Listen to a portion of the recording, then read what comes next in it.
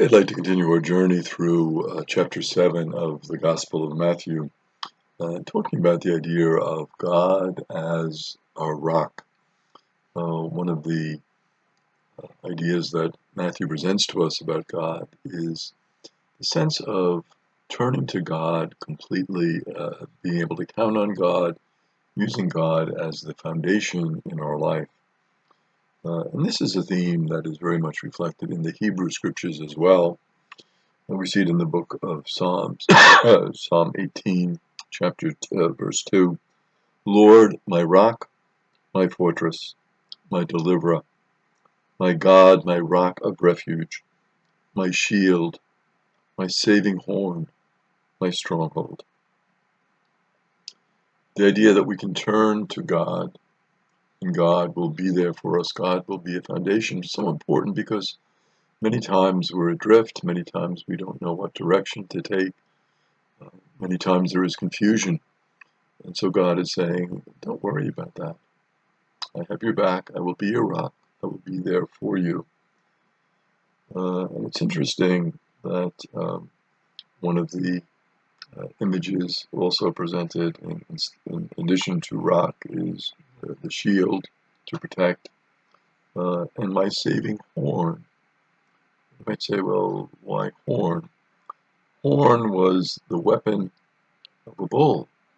So the horn was really respected. It was also the horn a sign of fertility. So we see the importance of the horn for strength, but also for fertility so that we will be rich in our offspring and rich in our produce. So that fertility, very important, of course, for us, for all of us, not only in the time of the book of Psalms, but also in our own time, the importance of fertility. And of course, we use horn in a contemporary sense. We speak of the horn of plenty, the idea that there is a superabundance of food to sustain us, to help us. So God is the sustainer. He is the rock. He is the stronghold. God, I can turn to God, as it says in Psalm 18, verse 2. We also see it in Psalm 28, verse 1. To you, Lord, I call, my rock. Do not be deaf to me. If you fail to answer me, I will join those who go down into the pit. So crucial is God's help, that if God fails me, I will go down into the pit. I have no other alternative. I need you, God. I need your strength. I need your help. I need you to sustain me, or else I will fall down.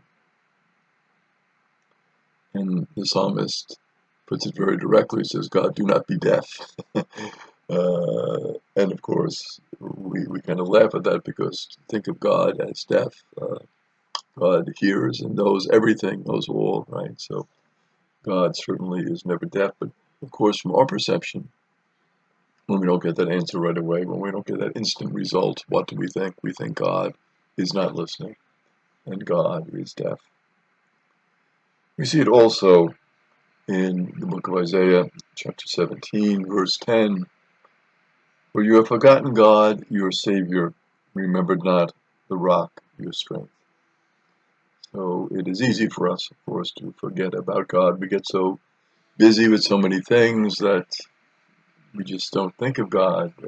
Hard to squeeze God into our busy days, and we get distracted by so much. And we have to follow our social media and our other media, and it's easy to leave God out of that equation, is it not? So when we do that, what are we doing? We're losing our rock.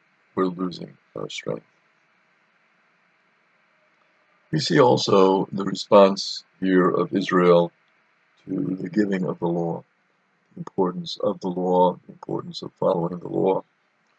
In the book of Exodus, chapter 24, verse 7, it says, taking the book of the covenant, he read it aloud to the people who answered, all that the Lord has said, we will heed and do.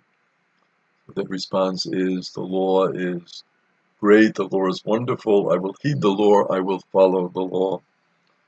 We see it also in the book of Deuteronomy, which talks about the giving of the law. In chapter 31, verses 11 and 12, when all Israel goes to appear before the Lord your God in the place which God chooses, you shall read the law aloud in the presence of all Israel. So all the people will be there. The law will be read aloud, so they will all hear the law together at the same time. Assemble the people, men, women, and children. Even the children will hear this, as well as the aliens who live in your community. So those aliens who come from other lands and are not really part of your tribes, assemble them also. So all are included in this proclamation of the law, that they may hear it and learn it, and so fear the Lord your God and carefully observe all the words of the law. So the idea is that they would hear the law, they would know what God is teaching them, they would know what the commandments are, they would know what they should do, and when they hear the law, they can have the sense of respect for God and for God's people. And the reading of the law was very important because it assured the people of the goodness of God. It was therefore very consoling. When they read the law, they realized that God would be faithful to his covenant. God has said to the people, I will be your God, I will be your God forever, I will love you forever, I will be with you always. And so it was very reassuring for the people. When they heard the law, they realized God was with them, they were not alone. God, their rock, would be there, their strength would be there, God would help them. And then Jesus says, in talking about the homes and the foundations and the homes that are built on rock, he says, the rain fell, the clouds came, and the winds blew and buffered the house.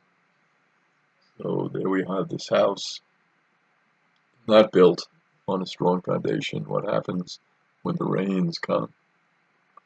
If it doesn't have that foundation on rock, it is not going to last too long. When the rains come and the winds, you will remember those times when rain just poured like crazy and we thought the house was going to not be able to withstand it, and the winds came.